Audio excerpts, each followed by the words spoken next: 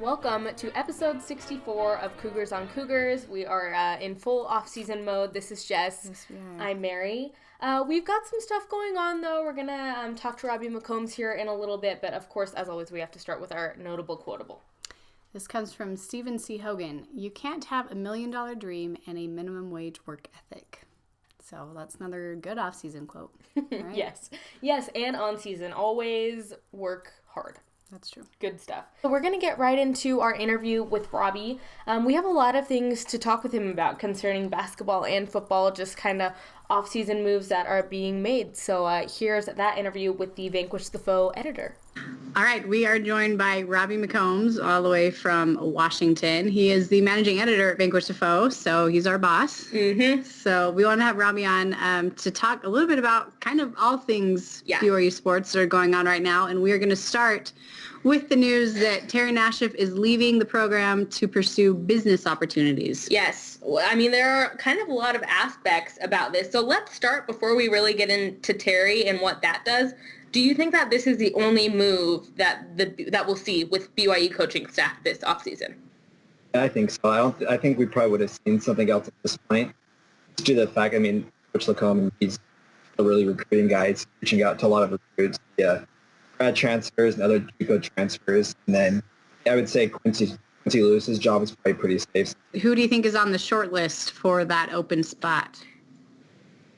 I think Noah Hartsock will get I think he already hasn't gotten a call. I think he'll be one at the top of the list. Obviously, a lot of obvious reasons. Obviously, for BYU, Coach Rhodes is very familiar with him. He was a graduate assistant a couple of years, so he has been on the coaching staff. He knows how Dave likes to operate. And then right now, he's having a lot of success down in Centennial High School in Las Vegas. Centennial High School haven't always been a basketball power. They've produced some really good Division I talent. He's been leading them deep into the state tournament, and he brings some recruiting connections to the Las Vegas area, which is great for BYU to have. Cast a little bit wider net. There's a lot of good high school basketball players in Las Vegas. I mean, that makes a lot of sense. At the same time, he is really young. He's never had any other Division I coaching experience. I think that's kind of one knock on BYU staff. I mean, Terry Nashif, BYU was his only job. LaCombe, that would have an actual coach at the college level. BYU was his only job. I mean, does that really help anything, or is it just more inexperience? I think BYU really missed the opportunity last year. And Eric Ravino, he was Portland's old coach, and he was great friends with Dave Rose. He was very complimentary of the program. He was on the marker for a while. I think BYU could have easily gone after him. Where is he now? Georgia Tech? He went to Georgia Tech as an assistant, and they had a really good year. You know, the ACC Mary. They actually did pretty decent this year when they were supposed to be pretty horrible. Yeah, but I'm sure he's making pretty some wins. I think he would have been a good addition. You're right. The other name we were tossing around? Heath I'm still seeing Heath Schroyer out there. Yeah, Heath Schroyer. Yeah, I mean, he's out there, and he make a lot of sense. He was an assistant coach at BYU, 97 to 2001. They had some good success during that time. He's had 3 head coaching jobs. He coached at Wyoming and a few other smaller colleges. And he was at North Carolina State in this last season, making about $300,000. In North Carolina State, they just got rid of their coach. They're going to be overhauling their coaching staff. He's on the market right now. I think he'd be a great hire for BYU. I just don't know if BYU will be able to or want to get enough funds to entice him to come to BYU. I think he'd be the ideal candidate. I just don't know. I don't think it's very feasible. Well, and he'd be great for defense as well. I mean, you have to remember he was also an assistant with Dave Rice at UNLV for a while. Dave Rice, wish that he was on the short list, but he is not. He would be a good second. Yes. No, I think we're all right in saying that he would be the ideal candidate. When do you expect an announcement to be made about a hire? How soon do you think? I mean, I think ideally the sooner the better. Because I mean, BYU, it looks like with the news of some departures, if he could go, BYU will at least have 3 open scholarships, 2 or 3 open scholarships next year, depending what Eric does. Ideally, you want another coach to come in, do a little bit more recruiting, a little bit more stability, so recruits know what they're getting into. Yeah. And so I mean, the next week or 2 would be ideal. Moving on, so Robby has been putting out a lot of great stuff on Vanquish the Foe. We are just really on top of all of the news that is happening. I know we had a piece about Jimmer giving up some 10-day contracts, turning those down. Tell us about some other things that you've written, maybe within the past week. Obviously, we got the NFL draft coming up. I'll start April 27th, towards the end of next week. And it'll look like kind of going into once the season ended, that Jamal Williams really only had the best chance for the only option getting drafted. Obviously, I don't think he's really done anything to take away from that. His game tape is very impressive. And people on Twitter all the time raving about Jamal Williams. I think he's definitely will be a mid-round pick. But Harvey Longy's his name's been coming up a lot. I mean, NFL.com, which is really interesting for the NFL.com. Obviously, they have some really good contacts working for the NFL. I mean, they project Harvey Longy to go to the third round of the Patriots. Kai Nakua, his name after his solid pro day, he's been getting a lot of high praise from people. A lot of projections have him going towards the mid-rounds. And I still don't know if you actually get drafted. I think a lot of times we see things on Twitter and social media, like people will retweet stuff that are obviously positive towards BYU. They won't retweet mock drafts that have BYU players getting undrafted. I think we get this bias, like, oh man, they're definitely going to get drafted because there's 2 articles and there's 12 articles that have BYU players not getting drafted. I mean, there has been a lot of positive attention going towards him. And then I think Harvey Longy, Jamal will probably end up being the 2 getting drafted. Kind of was probably the next shot after that. Andrade's been getting some love. Which is nice. Nice to see multiple BYU players getting a shot. I mean, there's a lot of undrafted free agents in the NFL. So you don't think Taysom has any shot?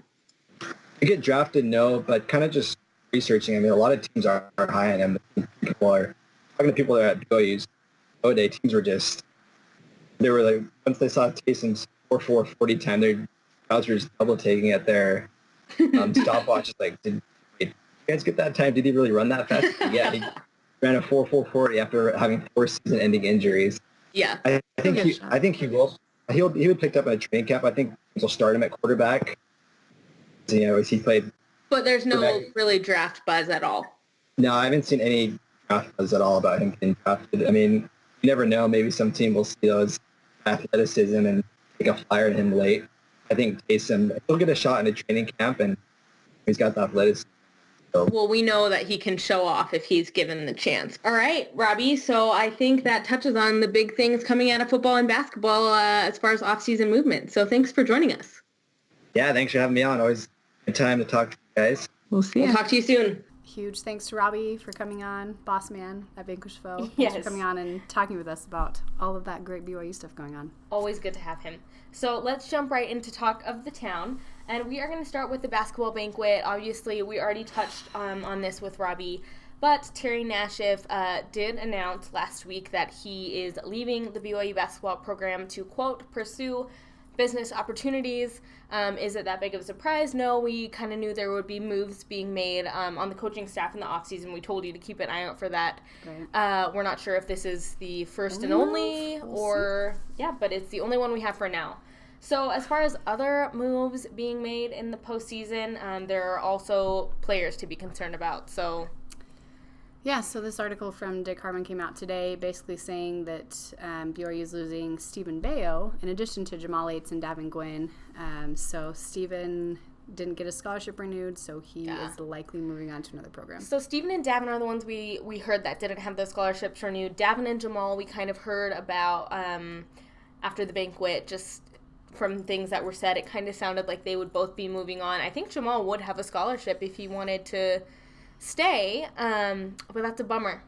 To me, I was saying to someone that it's a bummer to lose a guy that's not going on a mission, because it's so rare that we have an opportunity to have a guy for 4 years straight and, have him be a guy in the program and learn under it and grow under it. So losing Stephen would be a bummer, and because I love Stephen.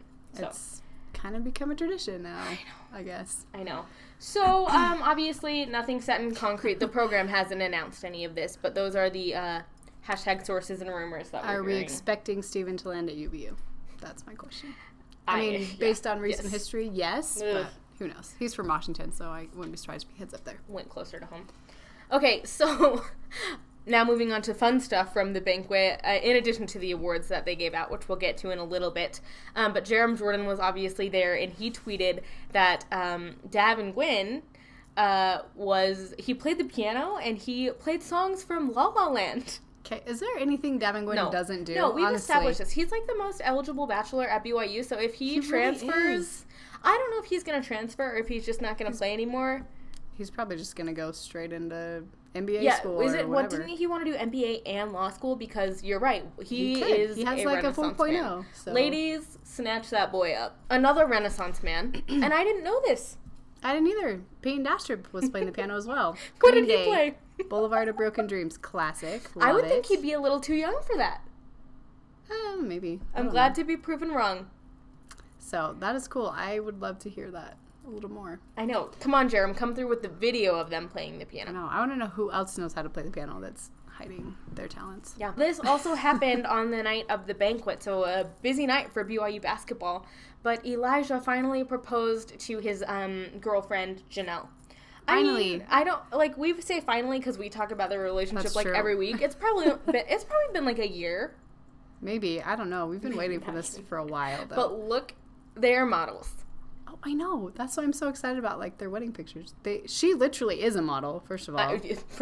And he basically is, too. He's an Instagram model. Last night was the Make-A-Wish All-Star Basketball game. So this was put together going back to Fred Roberts. His son, Rick Roberts, had a daughter who was diagnosed with leukemia. So this would be Fred Roberts' granddaughter.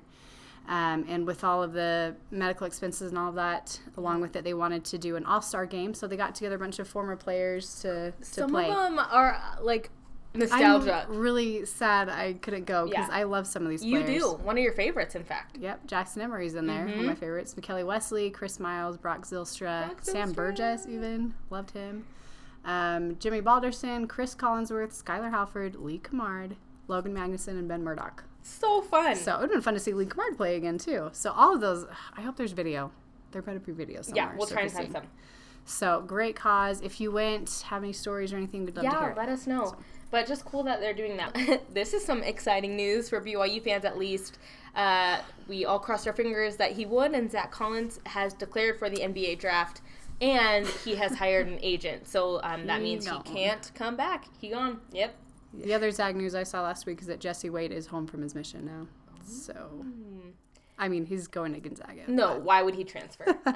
But by Zach Collins. Still waiting to hear on Nigel Williams-Goss and some others. But don't be too happy. Gonzaga still has a loaded front court, as always. They'll still be ranked in the top 10 next year. Yep. With or without Zach Collins, which is annoying. But. It is sure annoying. Tanner Mangum tweeted, Cadbury eggs are hands down the best Easter candy. Don't even try to argue differently. Don't even try, he said. He clarified. Cadbury mini eggs. Yeah. Which there is a difference. Oh, there's definitely a difference. I knew what he meant, because you would have said, like, Cadbury cream eggs, and those are gross. But the mini Cadbury eggs, I'm with him on this. Are you with him on this? They're good, like, to a point, like, in small doses, maybe. What? Have you had the dark chocolate ones? No. They're to die for. I wonder if Tanner has had the dark chocolate ones. I wonder, too. I mean, they are good. Now we're moving on to some sad news. This is about Lisa Matthews, who is Mitch Matthews' mom.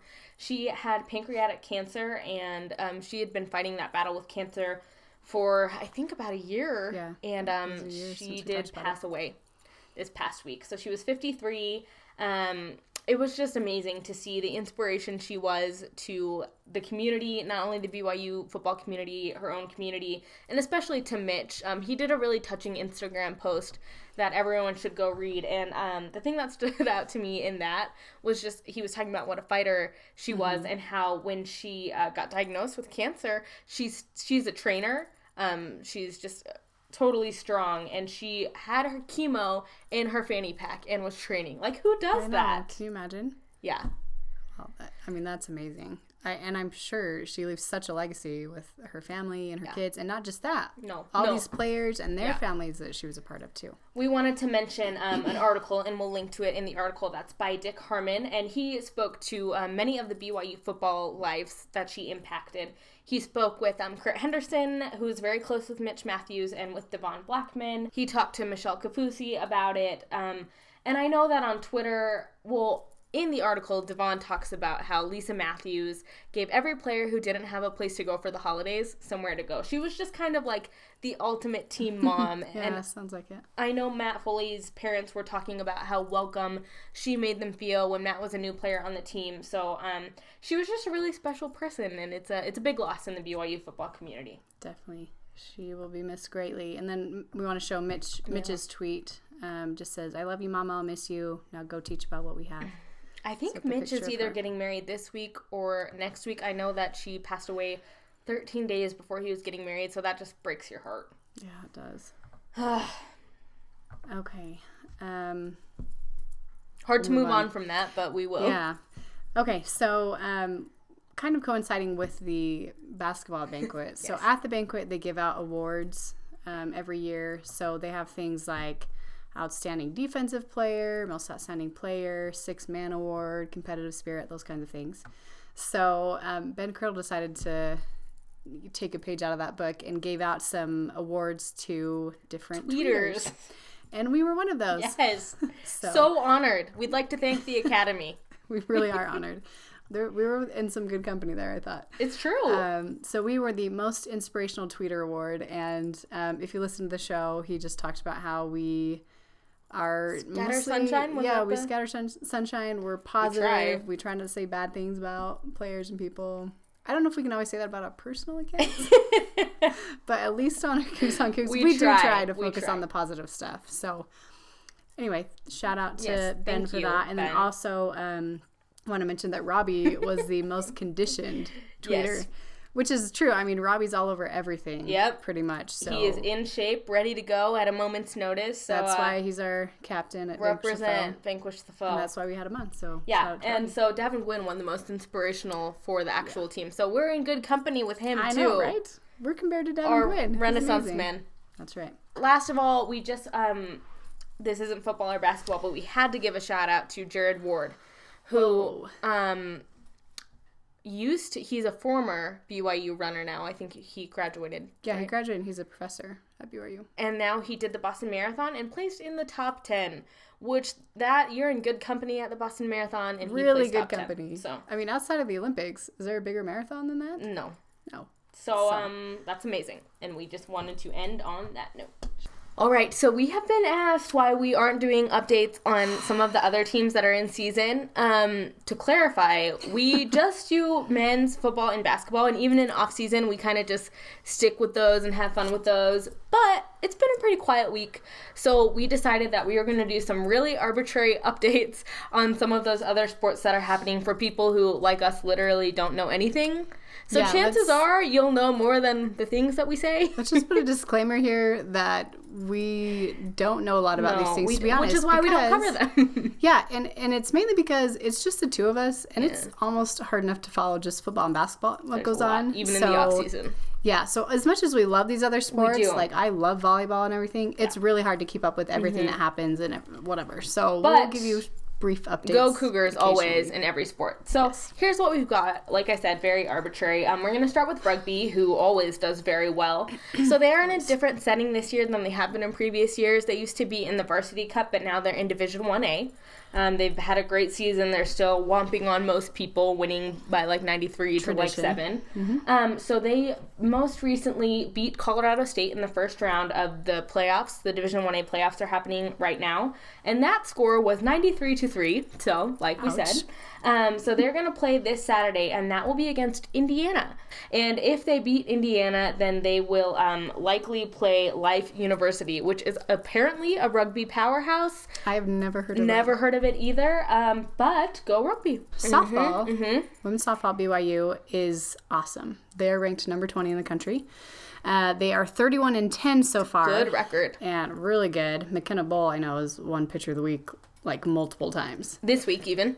Yep, including this week. They play on Wednesday at 6 p.m. against SUU. Yeah, and that's at home. Go check it out. They have not lost since March 30th, so it's been quite a weeks streak since then. And again, they swept the WCC Player of the Week awards, McKenna Bull, and then Caitlin Larson Aldridge. So congrats to them. They're killing it. So moving on to the other side of that coin, baseball for men. So their record is also really good. They're a little bit less through the season, and they've had some games postponed and stuff. So they're 20-13.